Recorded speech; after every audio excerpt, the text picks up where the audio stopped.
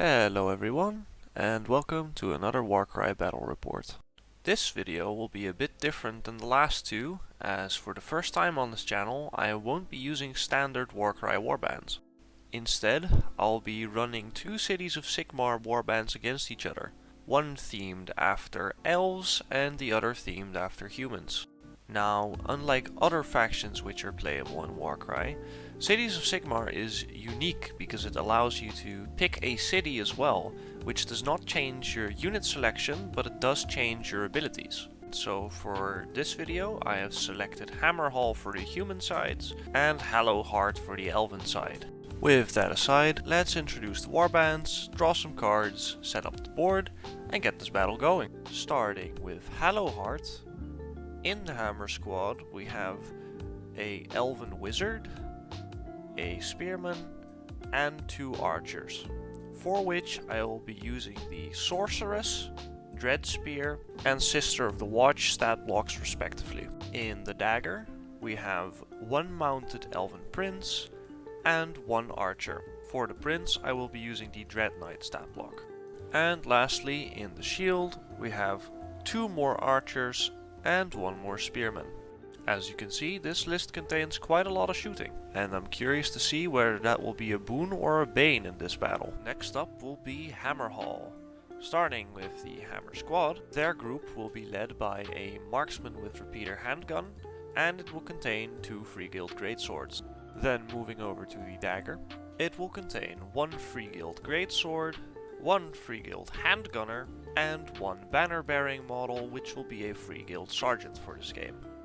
And then last but not least, the shield squad will contain a Free Guild general represented by the model with the very awesome hat, eye patch and sword and dagger. Look at him go. And he will be leading his companions, two Free Guild greatswords and one Free Guild handgunner.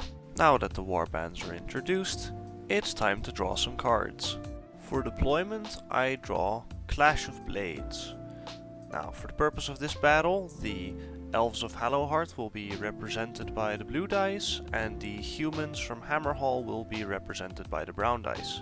They roll off and the elves win and they choose to be the blue deployment zone. As for the victory card, I draw Vanquish, meaning the victory condition will be taking out the enemy's Hammer squad. This will give the elves a slight advantage as their Hammer squad contains one more member. And for the twist, I pull Winds of Rot, which gives one toughness to each fighter in the game.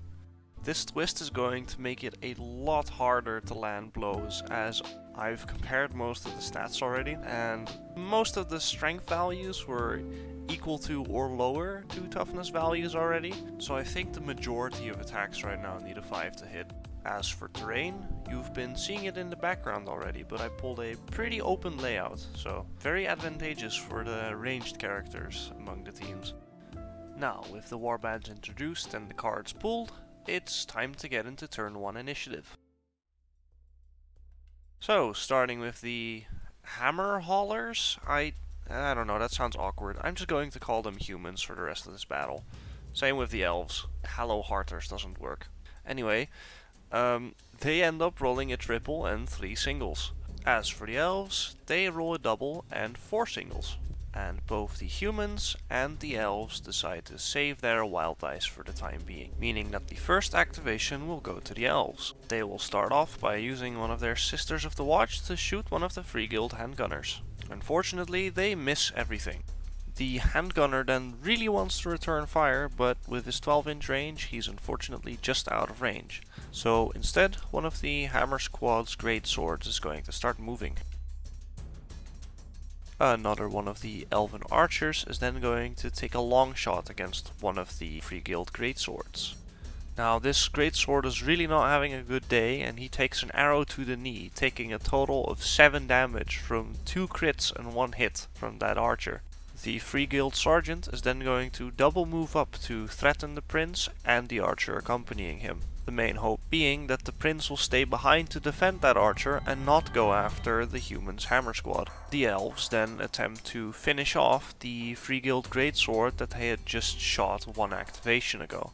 This archer is further back though, and the range is only 15 inches, so it's gonna take some advanced measuring techniques here, but it is around 14 inches, so well within range.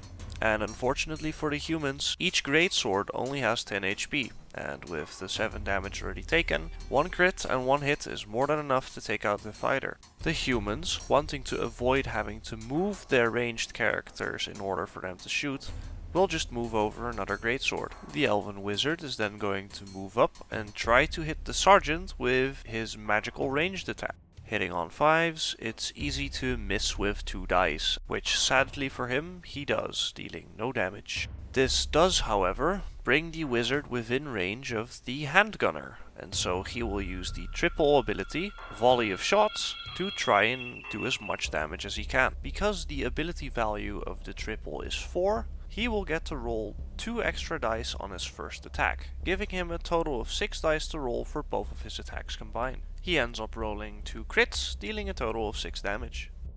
The spearman is then going to use the rush ability to try and get as close as possible to the enemy hammer squad. Additionally, this gets him in range of the marksman with repeater handgun, and in this way the elves hope to ensure that the marksman won't move up and shoot their prince. In the end, this strategy proves to be successful, as the marksman believes that shooting twice on a hammer squad target for that matter might be better than only shooting once on a threat such as the prince. He only needs to deal 8 damage to take out the spearman, but unfortunately for him, despite having 6 dice to roll, he only rolls 1 crit, dealing 3 damage. Maybe next turn, buddy. And for the final activation this turn, the elven prince is going to use their movement of 8 to move to one of the great swords of the enemy hammer squad. As this only costs them 1 action, they will use their remaining action to immediately attack this fighter. Hitting on 5s, he rolls 1 crit, dealing 4 damage. And that will conclude battle round 1. Currently, I think the elves are in a lot better position, as their hammer squad is all the way in the back and they don't really have any obligation to engage, as most of their characters are ranged. Whereas the humans' hammer squad is not only small, but also mostly contains melee fighters, making their usefulness in the backline not as big. However, I do think the elves will be a bit more on their toes though, as a large group of humans will be reinforcing right in their flank, and if these reinforcements manage to make it to the archers will very quickly fall to their greatswords. But that's enough speculation for now. Let's put the reinforcements on the board and start battle round 2. So, for turn 2 initiative, the humans will roll 1 triple and 1 double. As for the elves, they will roll 1 triple and 3 singles. The humans will use one of their wild dice to turn their double into a triple as well, whereas the elves are going to transform their triple into a quad. As the elves have the most singles, the first activation will go to them. They will activate their prince in the hopes of finishing off the great sword before it can attack back. Hitting on 5s, with a total of 10 dice to roll for 2 attacks, he only manages to get 1 crit, leaving the greatsword with 2 health remaining. The Free Guild General is then going to double move into those 2 Hammer Squad archers in order to shut them down. After this, he will use the Inspiring Presence triple ability, meaning the next activation will also be from one of the men of Hammerhall. They will use this activation on the sergeant, who will move into melee range with the archer in front of him and try and take him down. Hitting on 4s, he only manages 1 crit, dealing 4 damage. The spearman is then going to move up and position himself so that he can use the 2-inch range of his spear to attack the greatswords, but not get attacked by them. With his remaining action, he will try to take down the greatsword that has only 2 HP left. But similar to what happened with the prince, all of the attacks whiff. Without the winds of Nurgle, he surely would have succumbed to his injuries at this point. The famed handgunner is then going to use the triple ability Volley of Shots once again to hopefully slowly whittle down the enemy wizard. This time the ability value is 5, meaning rounding up he will get 3 additional attacks. I will first roll his first attack, so with 5 dice, and then the remaining attack with 2 dice. Hitting on 4s, on his first volley he already manages 1 crit and 3 hits. and then on his second volley he manages 2 more hits, dealing a total of 8 damage to the enemy wizard. The archer engaged with the sergeant is then going to disengage and use his remaining action to shoot the great sword that is not engaged with any elven fighters yet. The archer ends up rolling a single 5 and does 1 damage. The severely wounded greatsword of the Hammer squad is then going to make his last stand against the Elven Prince. He is going to attack twice and hit on 5s. And with a total of 6 dice he manages to roll 2 crits and 3 hits, dealing a total of 14 damage. The Elven Wizard is then going to turn around and spontaneously forget that there are any rules to shooting, as he is going to double shoot his magical missile into the enemy warband's general. Yeah, I may or may not have forgotten about the rule that states that you can't shoot a missile attack into an enemy that is within 1 inch of an allied fighter. Yeah, I'm sorry about that. But it already happened, so not much I can do about it now. He's gonna be hitting on 5s, and he deals no damage whatsoever again. Very good job, wizard. You may have broken the rules of this world, but not in a way that benefits you whatsoever. Anyway, after this questionable display of magical prowess, he is then going to use the quad ability, Arcane Channeling. For this, he has ability value 6, meaning that he gets to roll 6 dice, and for every single dice that is a 4 or a higher, he and his warband will get another wild dice for future rounds. He ends up rolling 3 successes, so 3 wild dice are added to their pool. Very nice. This will also mark the end of the activation for the wizard, bringing us to the marksman with repeater handgun. He is once again going to try to take out the spearman, and hitting on 5s he sadly only manages 2 hits, dealing 2 damage. Definitely not enough to take him out, even after previous damage. The archers, knowing that their position is now no longer safe, will start moving away. The first of which will disengage and then use their remaining action to move another 5 inches towards the structure where their allies are. Another reinforcing greatsword is then going to move up next to his general, hungry to spill some elven archer blood.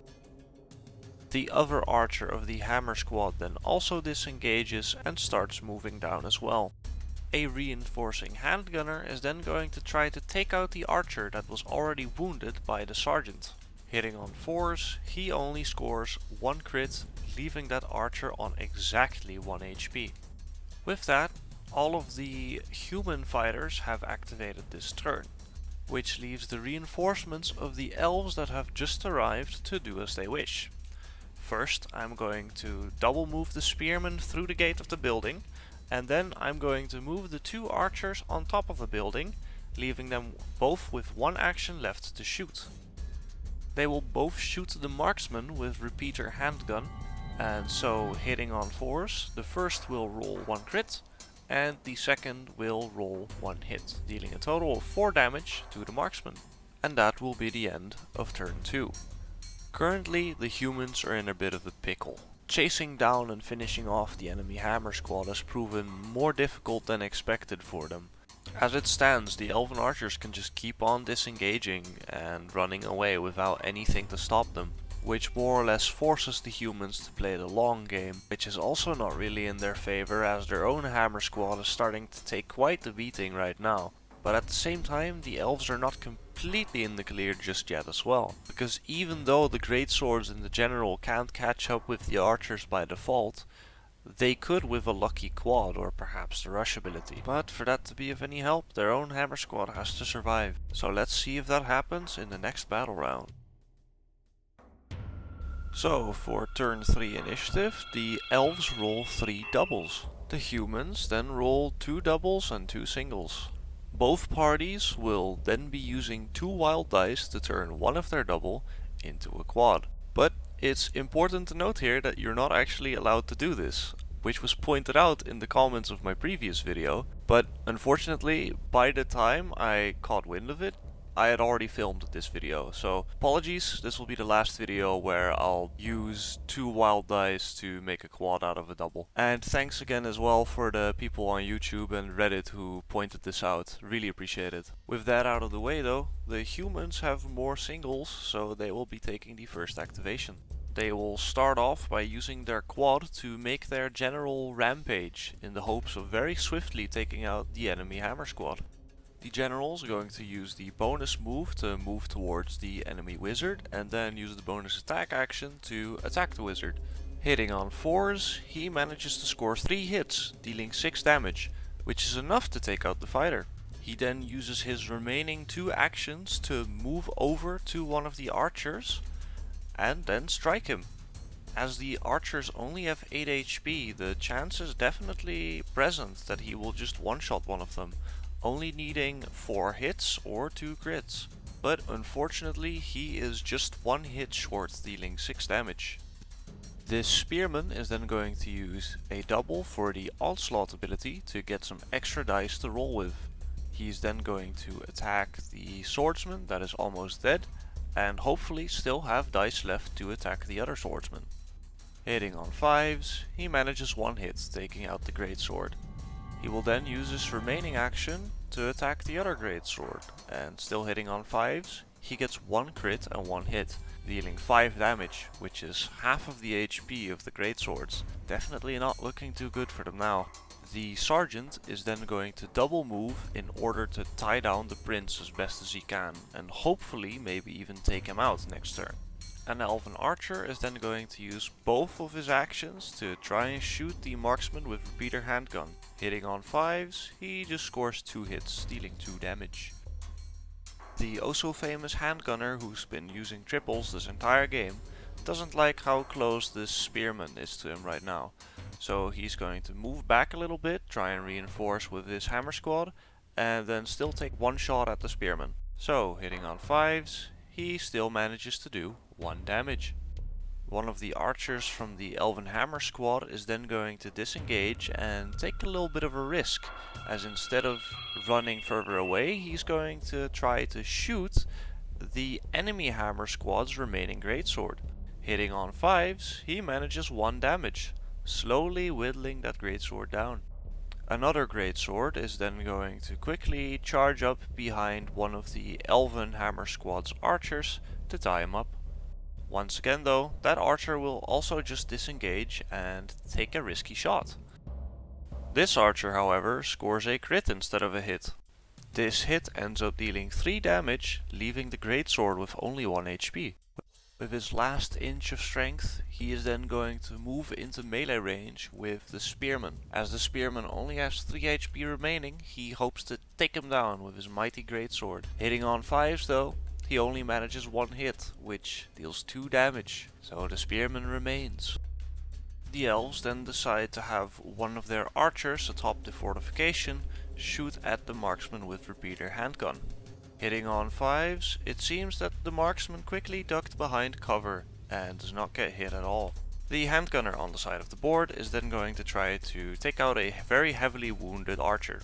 Hitting on 5s, a crit is more than enough to take out the fighter, which is 1 nuisance less to deal with for the humans. Then we get to one of the last influential activations of the elves, the prince. He is going to disengage and then use the quad ability rampage to get to the marksman with repeater handgun and take him out. With his first attack action, he only manages 1 crit, but on a second he manages another and an additional hit, dealing a total of 10 damage, which is enough to take him out. This is a heavy blow for the humans, as they hope to have him disengage next and play for time, but alas, that won't be possible. And so the final activation of this turn for the humans will just be a greatsword moving up to try and catch one of the archers. This still leaves the elves with 2 fighters to activate. The first being a spearman, who will move as close as possible to the enemy hammer squad's remaining greatsword, and the other being one of the archers standing atop the fortification. He will just take his turn shooting twice at one of the handgunners. Hitting on 5s, he does 2 damage, which will conclude battle round 3. This battle must be very frustrating for the humans. They are so close to attaining their goal with the great swords on the heels of the enemy hammer squad's 2 remaining archers. But their own hammer squad is completely in shambles. The marksman with repeater handgun got taken out last turn, and the only greatsword that they have remaining only has 1 HP left. For this reason, I think it's very likely that this battle will end with the last stand of that one greatsword. But if the elves are unlucky and they somehow don't manage to take him out with the spearman or the prince, there will be a good chance that the humans can actually get away with a sneaky victory here. So let's see what the dice will have to say about that in the next battle round. So, starting once again with the humans, they will roll 1 double and 4 singles. The elves will then roll 2 doubles and 2 singles. The humans will then use their wild dice to ensure initiative, as the elves use 2 of theirs to make a quad and the other 2 to attempt to claim initiative. In any case, the greatsword is going to go first, and he is going to try to minimize his chances of getting killed by hopefully taking out the 2 spearmen in front of him. The first is on the verge of death, so hitting on 5s, he manages 1 crit, taking out the fighter. As for the second spearman though, he unfortunately does no damage, ending his turn. The prince is then going to use a quad for the rampage ability to move over to the greatsword and attempt to end the game. He will have a total of 15 dice to roll from a total of 3 attack actions, and he will be hitting on 5s, needing only a single hit to end the game. And so on the first attack, he rolls 1-5, and so victory will go to the Elves of Hallowheart. So, this will conclude the first battle on this channel that uses some more non-bespoke Warcry warbands. Filming this battle report was a lot of fun, though I do feel really bad about only finding out after filming about the thing with the quads, as it really did matter in this game, especially near the end. Quads on that prince in particular really single-handedly gave the victory to the Elves of Hallowheart, so it makes me wonder how this battle would have gone if not for that. I also quickly want to address another elephant in the room, which is the square bases. Because while they do alter the game somewhat by slightly altering the distance measurements, I personally don't really care that much, but I don't really know how the rest of the Warcry community feels about this. And to be frank as well, I would have rebased them already if not for the fact that I also use these for some more classic rank and file wargame. So I was a little torn on whether I should use these models to begin with. So I hope you guys could let me know in the comments of this video whether you have a big problem with square bases or not, as I then know which models I should exclude from future battle reports. This will of course mean less variety though, so choose wisely. In any case, I hope you enjoyed watching, and I hope to see you in the next Warcry battle report.